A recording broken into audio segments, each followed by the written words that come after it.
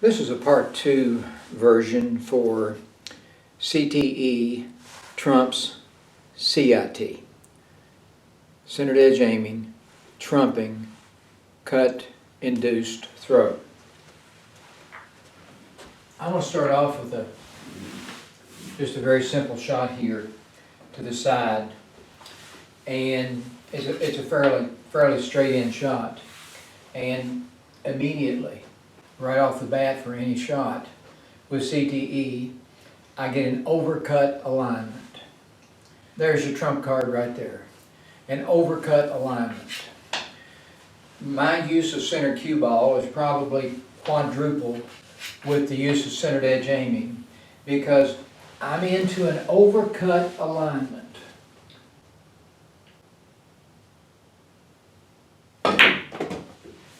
Which is very friendly for pocketing balls. Why? Because I have an alignment that takes me to a slight overcut away from center pocket. So let's say that I have this little shot right here.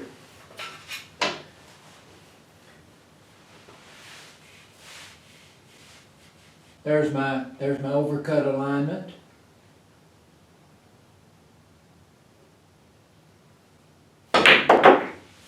And how did I deal with that? I added a little bit of draw to it, which in effect means that I added a little bit of speed and a little bit of backspin to the shot, which augments the overcut alignment. But I didn't have to do that. For example, if I have this same shot, about the same shot, and I want to float down to that end rail, I don't have to plan an overcut. I don't have to add a little bit of outside spin to this. So I just move into my alignment to center cue ball. And I don't have to worry about the object ball entering into the pocket in an unfriendly manner. I'm at an overcut, so I'm going to get something that's very near to entering the center of the pocket there.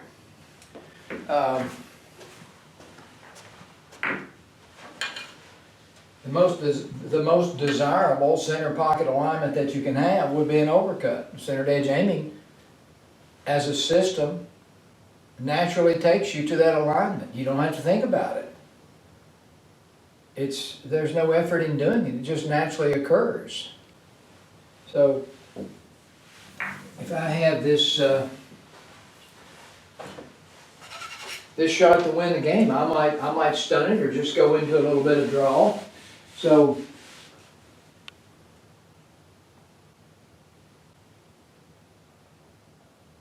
I mean, how sweet is that? I just line up to center cue ball. I see and I align to center without having to be distracted with something in order to negate the effects of throw. My alignment took care of it for me. Yes, I added maybe a little bit of draw to that, which is friendly to the shot, but there was also some stun there. I didn't have to go into the spin area. Spin can get to be iffy. So why go into the iffy aspect of a spin shot if you can accomplish the same thing more accurately with a known center cue ball?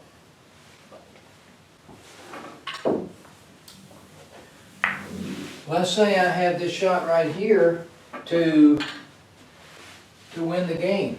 Well, my speed is probably going to take me up to this rail and maybe back out on the table a little bit. But I don't have to worry about my alignment. My alignment is already in an overcut. So I'm going to augment my natural overcut alignment with just a little bit of speed.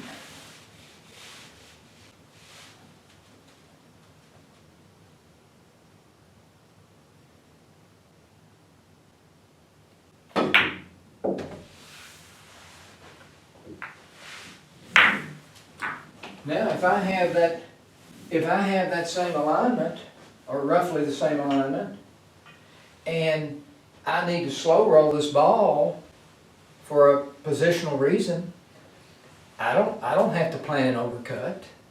I don't have to use a little bit of outside spin. I just go into my natural alignment that I know. I go into a perceptual alignment that I'm familiar with. Why? Because I shoot them every day. I shoot 4 of them over and over and over and over every day. So the system continually, it gets easier every day because you're doing it every day. So it never stops. So if I need to slow roll this ball, I don't have to do anything special here.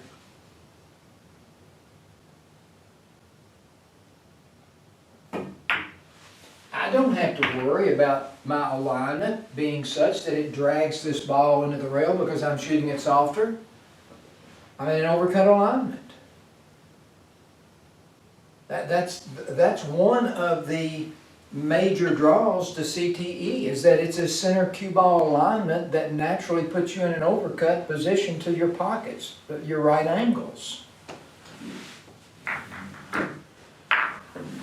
Do I understand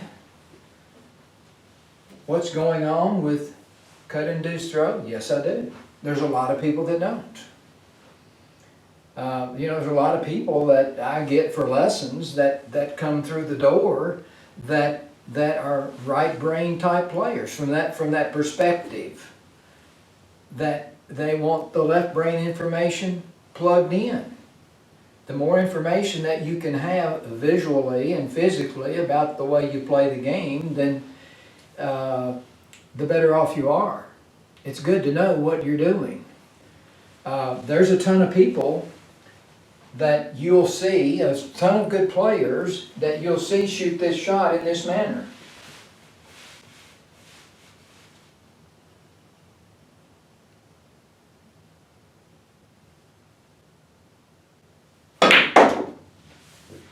Two rails out into the center of the table. Why do they do that? Why does the pro do that? Well, for sure he does it for 3 reasons. As far as the physics goes for the collision between the balls, he adds a little speed to it, which is friendly to the collision. The speed is in the form of backspin, so my tip position is for draw, and then my tip position also favors a little bit of outside spin. So there's 3 things: speed, draw, and outside spin. The 4th thing might be physically, in that they just like to let their stroke out a little bit. Pros don't like off-speed shots. They like more of a consistent middle-of-the-road speed. But as far as pocketing that ball, when you take into account the negative effects of cut-induced throw, there is some, my tip position is low, favoring just a little bit of outside spin, and my stroke is such that I'm adding a little speed to it. So I'm well aware of cut-induced throw and how to apply it to shots as needed. Now, so how does that affect center to edge aiming? How does that affect my play? Well, I have a built-in 4th factor. That's my overcut alignment for this shot. So when I set up for this shot, right now I'm in an overcut alignment. So I may opt to just use low with speed.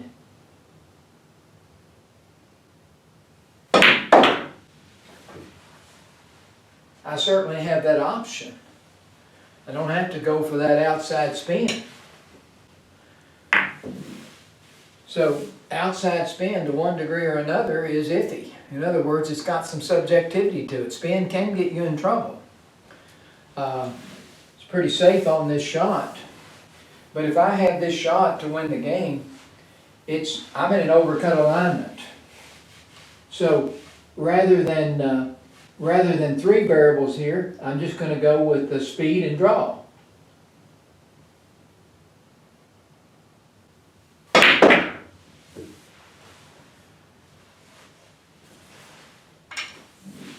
You see pros doing the same thing on this shot right here. They spin this ball 2 rails, draw and speed, rather than shooting it slow. They're not going to do this to win the game, and you shouldn't either.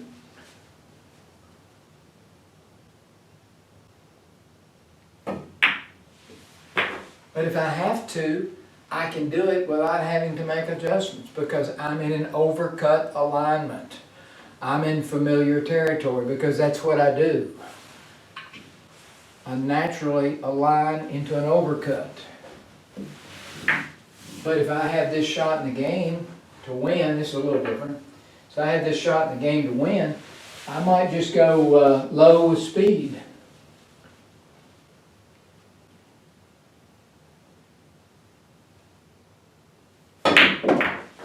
I don't have to add the spin. Why add the extra variable? I'm not saying that I can't. I'm not saying that I won't. But center to edge aiming is for shooting soft shots and hard shots.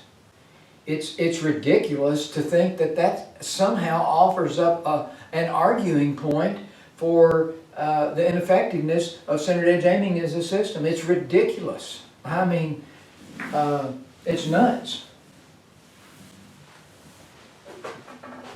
You know, I've got the option right here to shoot this ball slow, hard, or with stun with the same alignment. Slow.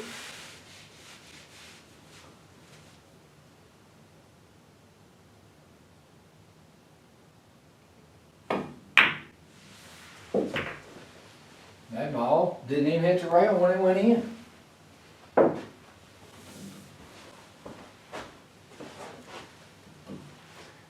I can shoot it with some stun.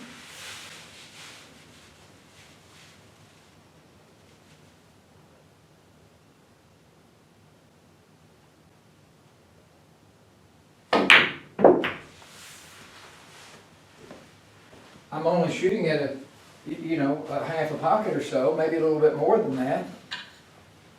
So I can pick up the speed and shoot it the same way. All center cue ball alignments. Why not simplify your game? I've simplified mine. I haven't complicated it, I've simplified it. Because I've reduced the variables that are necessary for playing the game. I've reduced them. That's what center to edge does. It reduces your game. You know, if I've got this little soft shot here to win the game and I'm a league player, this is the wrong way to shoot this ball. That's the wrong way to shoot it. Because I need to add a little speed to that shot. Slow speed is a negative force when it comes to a collision-induced throw. So I want to get to the rail and out.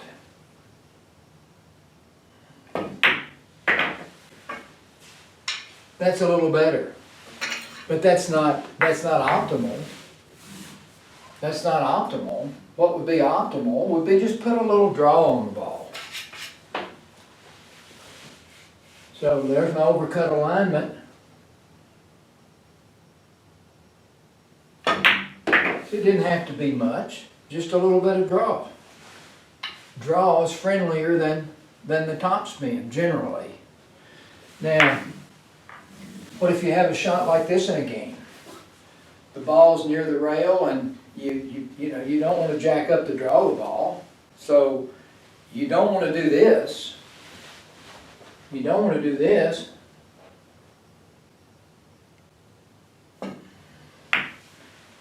If I have to do that, I'm comfortable doing it because I'm in an overcut alignment.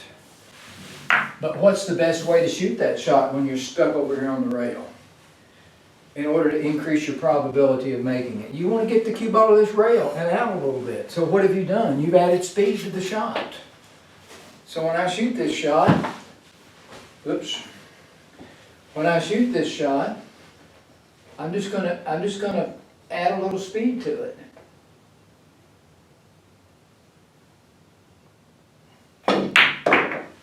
See, out into the middle of the table here.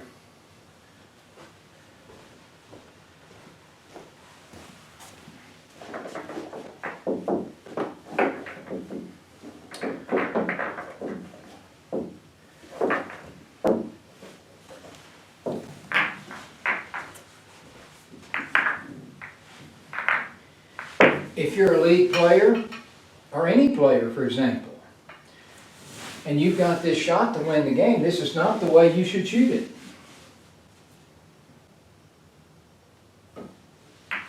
You shouldn't shoot it slow, because you're gonna drag it into this point sometimes and miss the ball.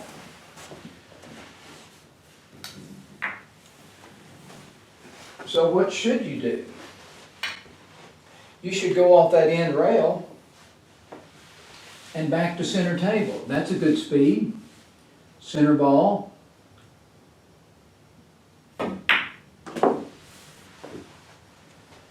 Now with CTE, that's a real good choice. Why put spin on the ball? I think if you're using a traditional pool method, probably just a little outside spin on the ball is an advantage, maybe, from a traditional approach. There are pros such as Mike Siegel that would say that. Add a little outside spin to it. Nothing wrong with that. But if you have an alignment that takes you to a natural overcut, then you're introducing a variable that's not necessary. If you have this shot to win the game, you're not going to shoot it like that. You'll never see a professional player shoot that shot that way. What are they going to do? They're going to go 3 rails out into the middle of the table. So I'm going to add just a little bit of spin to this just to make sure I don't scratch.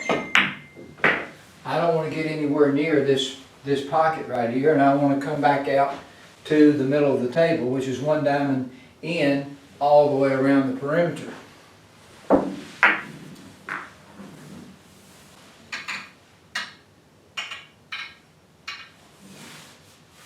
So this shot could be executed with a fair amount of running outside spin on it, but it's not necessary.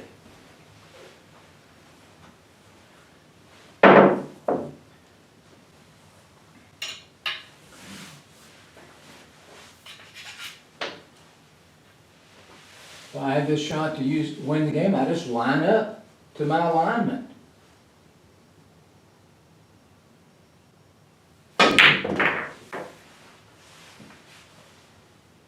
I did a lot of extra on that ball that I didn't need to do. But I certainly didn't have to plan an overcut. You know, here I've got this cut into the corner. Do I need to add outside spin to this, or no? I just need to go to my overcut alignment and just make the ball.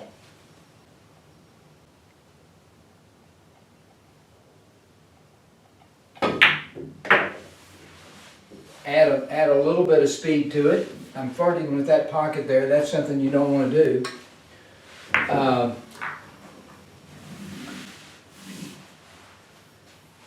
Same thing again. I don't have to put outside spin on this ball. Just line up with center.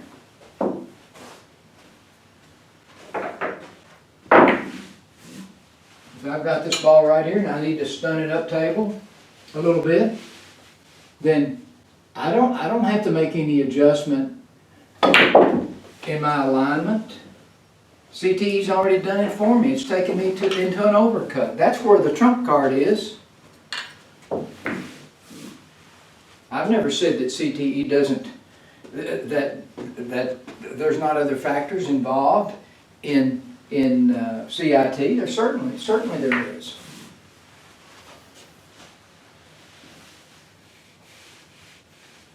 But I have an overcut alignment right here. So I can confidently do things with center cue ball that is a no-no in some instructional circles. You need to put outside on that, or you need to hit a little harder. Well, it's just another dimension to your game when you can play with center cue ball.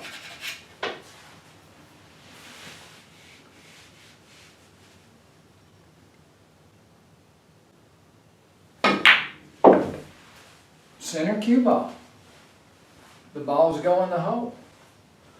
You know how Hool, I've said many times, just pivot to center and whack it. He didn't say pivot to center and then add spin and then whack it. He didn't say pivot to center and then hit it hard as you whack it.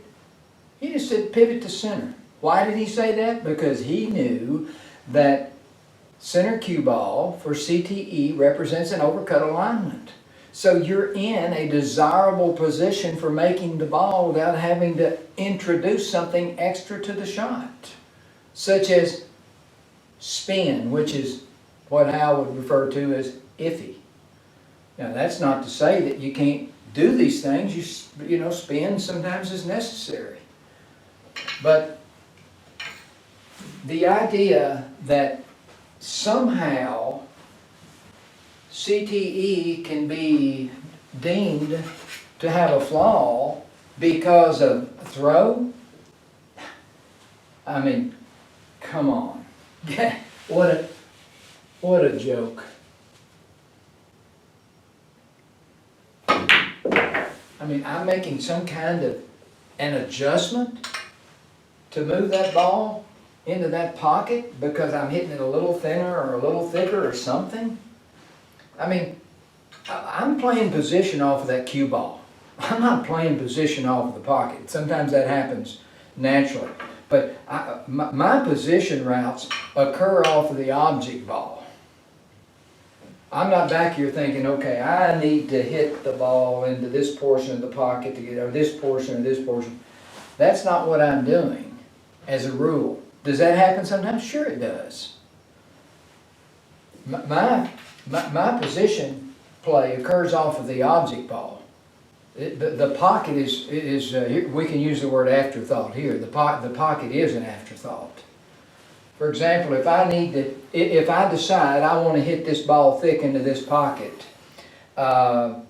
instead of using a 30 inside, I just use a 15 inside here, and I'm going to go thick into the pocket.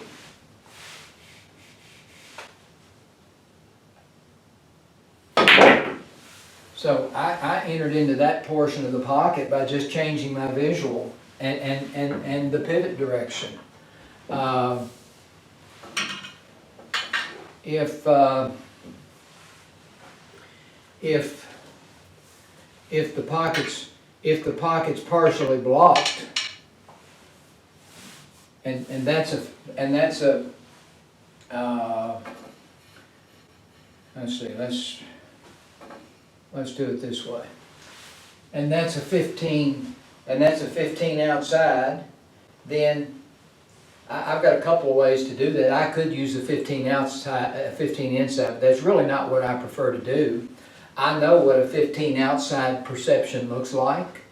So all I have to do is just the parameters by which I define a 15 perception. I can adjust that to be slightly thinner. No big deal.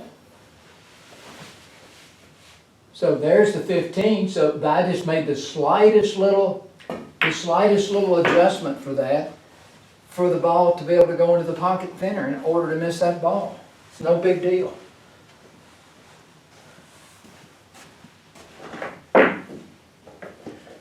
You know, I sort of enjoy doing these video lessons, particularly for a couple of reasons.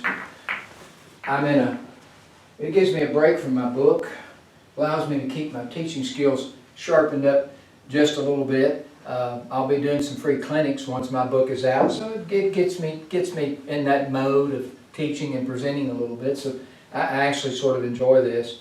But I'm going to point something out. I guess it was a couple days ago. I had a video set up to where I was using the object ball in the spot, and I had pockets that were, I think when I measured them correctly, they were 3 1/4 inches. So when I was shooting this ball, I had to have real good accuracy. So I wanted to reduce every variable that might not give me a center pocket entry. This spot had a dimple in it. So the next day when I was doing the video, I tightened the pockets up. I think I even tested them out with a 3-inch pocket or even a 2 3/4 inch pockets. I can adjust my pocket size, and I wanted to eliminate any chance of this little dimple not being a part of what I was doing as far as executing an accurate shot. So I just moved it right up to the top of the rack line right here so that it was repeatable. But there was a suggestion there that I was making some kind of a move in order to obfuscate something, within the context of center to edge aiming, that I was trying to hide or something. Maybe, I don't know, but I thought that was pretty funny. That I could do an 8 or a 10-minute video, and then we got a problem. We got a big problem. He moved his object ball from here to here. You see, folks? He's up to something. I tell you what, that made my day right there. I'm still laughing about that. I mean, the measures that some will go to diminish or discredit what I'm doing. I thought, boy, that's funny. That's funny. I moved the ball out of the dimple of the spot. I mean, come on, give me a break. Give me a break. So anyway, I'm about ready to wrap this up. What else can you say about center to edge aiming and collision-induced throw? It gives you an overcut alignment to the center of the pocket so that you can utilize center cue ball more. I use it maybe 4 or 5 times more because spin is iffy. It's a judgment variable. Now granted, when you do a little bit of backhand English, you're keeping things pretty tight when you're doing that, and maybe your risk of missing a shot is not much. But I'd rather, if I'm going to whack this ball in to win the game right here, that's a 15 outside. I'm not going to flirt with any outside spin.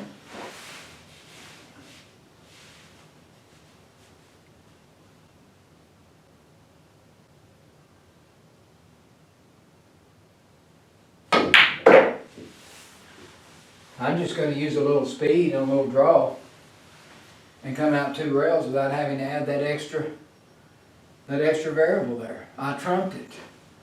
I played my trump card there. So I went with 2 variables. I went with 2 variables rather than 3. I got this little shot right here. How many of you missed this little shot right here, cutting it into the pocket real easy? It's easy to miss if you don't get lined up right. Well, with CTE, I've got an overcut alignment.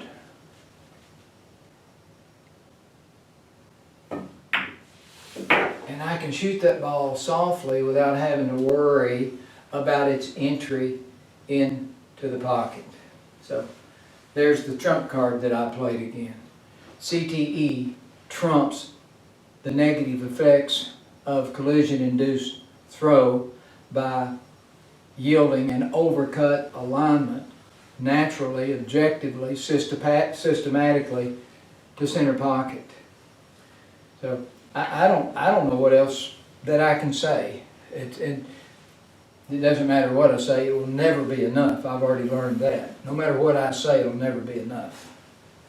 I'm going to have to get back to work. I enjoy these videos because my heart's into teaching, and I can't wait to get back to teaching. I've got a list of students a mile long right now waiting to get in for lessons of some sort. So I've got to get back to completing my work. So some of you have not caught a glimpse yet of what my work looks like, but let me catch another light here so that you can get a better look at this. This is a six pound monstrosity right here that I began going on 3 years ago. I'm flipping through about 370 pages here that will be impregnated with about 143 diagrams and 370 or so pictures. So it's been quite a task going through all this and getting it ready for publishing. But my script is done. There's still some editing that has to be done. I have to read through this thing a bunch of times, and then have some others to look through it, and then my publishing company will do their due diligence and go through it as well. But there won't be 2 books, so I'm going to hang on to this for as long as necessary so that I can be certain that it'll be the way I want it to be before it's in your hands. So when I release this book, it's going to be a nice book, by the way. The dimensions are going to be,